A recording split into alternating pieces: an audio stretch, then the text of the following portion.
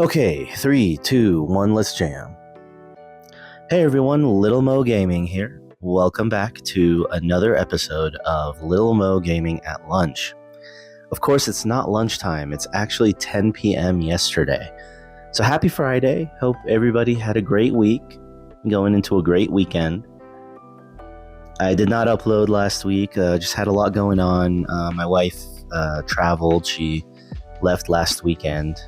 Went overseas to see her family, and I was just kind of busy, getting her help, helping her out to get set up for that. So, but here we are with another video, and this one will be a little bit shorter and more of kind of like an opinion piece. Although I guess that's what all these videos are, right? It's just me sitting here talking about video games and giving my opinions. If you enjoy them, leave a like. It's been a long day, so excuse me if my voice is groggy, but I'll go ahead and get into the topic I want to discuss today. And I'll talk about it over some Death Stranding gameplay. I've really been enjoying that game, as well as some other stuff. I finished Onimusha recently, so I'll be showing some footage from the last couple boss fights in that game, as well as some Capcom Fighting Collection footage. I recently bought the Capcom Fighting Collection, the first volume. It was on a pretty big sale at Walmart.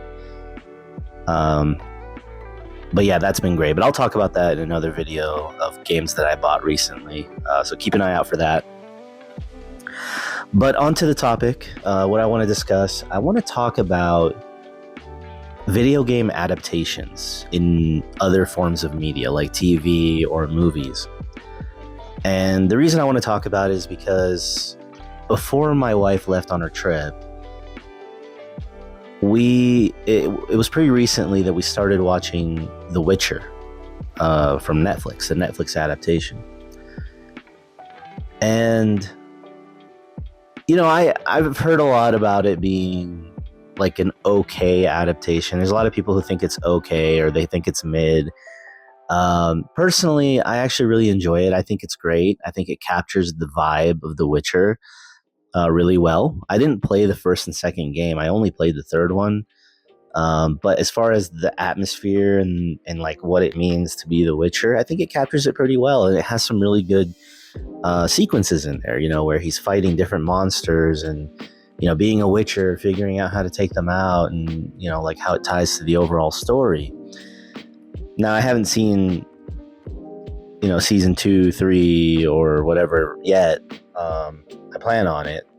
And I think that's where a lot of people say it fell off. But, as far as I could tell, it's actually a pretty decent adaptation. And then the same thing goes for The Last of Us. My wife and I watched seasons 1 and 2 not too long ago. And a lot of people have pretty strong opinions, especially on season 2. I think that they did a pretty good job.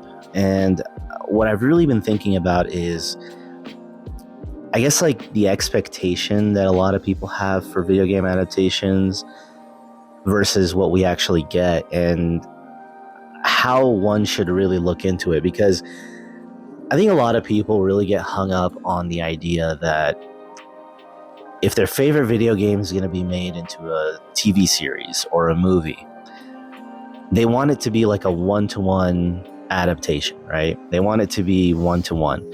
Oh, credit where credit's due. I also kind of got the idea for this topic. I was listening to the Beard Bites podcast. Really great podcast. You should check them out. Maybe I'll put a link in the description if I remember to do so. Sorry, Salim, if I forget to do it. But my friend Salim, he's part of this podcast, and I've been listening to their last few episodes. Really great stuff. And one of them, he mentions video game adaptations, and he was talking about it. I think he was actually talking about the Last of Us show, if I'm not mistaken. But no, I just got to thinking, like, a lot of people have this expectation that, the adaptation needs to be one-to-one with the video game, cutscene for cutscene, and that the characters need to look the same. Like, one of the biggest topics of discourse, I guess is the right word I'm looking for, with the Last of Us show is who they cast, right? Like the fact that they cast Bella Ramsey to play Ellie. And I remember when season 2 was airing, a lot of people were posting pictures of this other actress saying that this is who they should have cast. And it's an actress who kind of sort of looks almost exactly like the video game version of Ellie. And I can understand where the want for that comes from, right? Like, I can understand, like, oh, I want to see my favorite characters on the big screen and shown, in a movie or a TV series. But I just never understood why people get so upset if the actor for a character looks a little different. Because at the end of the day, you're talking about an adaptation, right? I mean, let's take The Last of Us. We're taking The Last of Us and we're making a show. Now, if you've seen the show, I'm not going to spoil any of it, but if you've seen the show, especially season 1 so far, I'd say it's pretty one-to-one with the game. I mean, I almost think after watching it, if you've never played the game and you don't care to play it, but you want to experience the story, I think the show does a damn good job. I mean, there are definitely some liberties that they take, right? I mean, there are some things that they change. I won't spoil anything, but like in season 1, there's a major character who, in the game, you meet him, but in the show, they just dedicated an entire episode to him and give him like a backstory. If you know, you know. But I think the way they did it in the show was really great. I mean, for what they were trying to do with his character and the backstory and all that. And yes, it's different than the game, but it's not different enough to where, you can shun the show and say it's terrible. It makes me think back to when I was a kid and when they were adapting Harry Potter into the movies. I grew up reading the books. That's the era I grew up in. I grew up reading the books. The first movie came out in 2001. And I always remember, after reading like the first 2 books in the series and then hearing that they were making a movie, I remember how excited I was to see this story that I've been, like reading and picturing in my head, seeing it come to life on the big screen. It was such an exciting thing. The first time I ever experienced it in my life, and it was such a big deal. And when I saw the movie for the first time, I absolutely loved it. But I do remember watching the movies and thinking, oh, they left that scene out, or oh, they left that chapter out, or that part in the book that I remember, they left it out. Why did they leave it out, And I think the biggest culprit of this is the final fight between Harry and Voldemort in the last movie is completely different in the movie than it is in the book. And I mean, I remember like, minor spoilers here for Harry Potter, so if you care, don't listen. But I remember in the book, like, Harry and Voldemort were duking it out on the stage in the Great Hall in front of everybody. That's what I remember. And I remember reading that scene and thinking it was so cool, and I can't wait to see it in the movie. And then the movie comes out and it's completely different. The movie actually dedicated that fight to just him. They had him and Voldemort kind of like one-on-one on their own, making it their own thing. And looking back on it, I mean, for the movie, it was a really great spectacle. For the movie, it was a good spectacle, and it made for a really dramatic, ending to the series, and it worked. It did work. I mean, there's probably a lot of people who have problems with it. I personally don't. I think it worked, and I enjoyed it. Of course, when I was a kid, I wanted to see everything one-to-one, but as I grew up, I realized that that's not necessary, and I think that's the same for video game adaptations. And I just think it's kind of silly to get hung up over small things. Now, there are some bad adaptations. Like, for example, the Borderlands movie that just came out. I didn't even watch it, but I heard so much negativity about it that I honestly just didn't want to watch it after that. I mean, I'm not the kind of guy who judges a book by its cover. I always like to give things a chance. But there's just so much negativity around about it that and I'm not even really the biggest Borderlands fan, to be honest. Like, I love Borderlands 2. I'll always have nostalgia for that game. But, I'm not like the biggest Borderlands guy, so it doesn't really matter to me. I remember the Warcraft movie came out many years back, and people said it was actually pretty good. I mean, at least what I heard, it was pretty decent.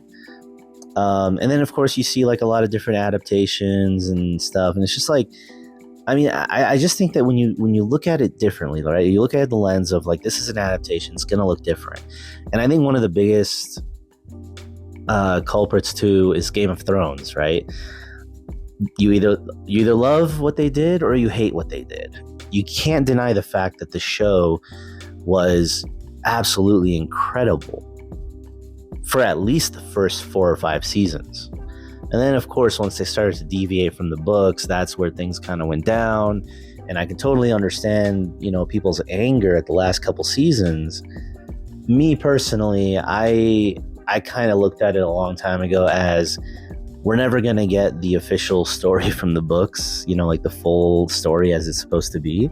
So we might as well just enjoy the ride, enjoy what we get. I mean, you can't deny the first 4 or 5 seasons of the show are absolutely incredible, which follow the books to a T almost. And it is pretty disappointing that they have to deviate from that. But here's hoping that maybe we get like a full-blown anime adaptation or like another adaptation once the books are finally complete, if they ever get complete, that is. But that's besides the point. But my point is that there's a lot of people who hate Game of Thrones seasons 6 through 8 because of the fact that they took deviations. I look at it as they had no choice. There's no way that they were going to wait over 10 years now. I mean, it's probably almost 10 years since the final season.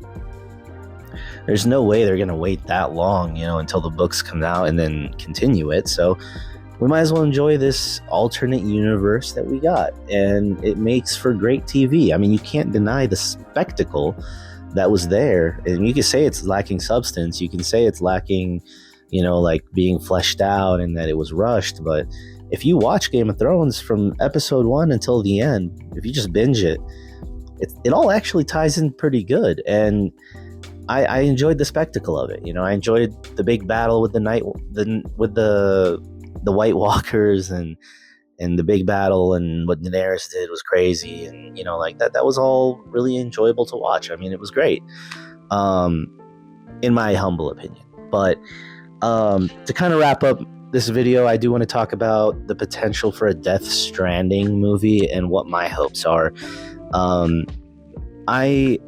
I think it would be really cool if we got a movie for Death Stranding. Like, they're doing it through A24. I think it would be really cool if the movie stayed true to the first game in the sense that it told the story of the first game and maybe even like the second one, or they make 2 movies that tell both stories. But of course, this is going to be a movie. So like, I'm not expecting to see Norman Reedus play Sam. It would be cool. I wouldn't be against it, but I'm not going to be mad if they hire, say, Christian Bale to play Sam. I think that'd be pretty sweet too, because at the end of the day, this is a movie adaptation. Like, it's going to be different. I just hope that they tell the story and that they find the right way to tell it. And then it comes out to be an entertaining way to experience the story of Death Stranding without playing the entire game. Because I'm playing Death Stranding 2 right now and I'm loving it. I always wanted to experience the story of the first game again, but I don't want to play another, 50 to 100 hours of Death Stranding 1. I already spent over 100 hours in that game. I don't really want to spend 50 hours more or whatever. I'd rather play Death Stranding 2 and put 100 hours into that game, which I think I've already hit like 30 hours in it, and I'm only on chapter 4, so it's pretty crazy. But I love that game, and I'll make a video talking about it. But anyways, so Death Stranding is getting a movie adaptation. It's going to be through A24. I think Kojima is helping to produce it in some way or another, so really big high hopes for that movie. And I just hope that it ends up being a good telling of the movie, and I'm not looking at it in a way where every character needs to look the same. Like, no, you need to get Léa Seydoux to play Fragile. Like, no, you don't have to. Like, you can get another actress to play Fragile if if they want. And if they do end up getting the same actors and actresses, I mean, hey, that's great. I think that would be really cool too. I'm not opposed to that at all, but I'm not opposed to them taking their necessary liberties, because maybe it's just not possible for them to get Norman Reedus to agree to play Sam in a movie. Maybe he would. Maybe he wouldn't. I don't know. But I'm not going to be mad if they change the actors and actresses. I don't look for, one-to-one similarities with the game. I just look for a good retelling of that story, or telling a different story within the same universe, but having the same overall, themes and the same things going on. That's what I look for in an adaptation, and I think that's how people should look at it. But again, that's just one man's opinion, and that's the point of this video, is to give my opinion. And you may agree, you may disagree. I don't know. But yeah, I wanted to talk about that. I'm going to be working on making some videos, so look out for something. I don't know how long it'll take. I'm not going to give any deadlines, but I got a couple different ideas of videos that I've been wanting to make, so I'll be doing that. Hope you have a great weekend, and as always, take care.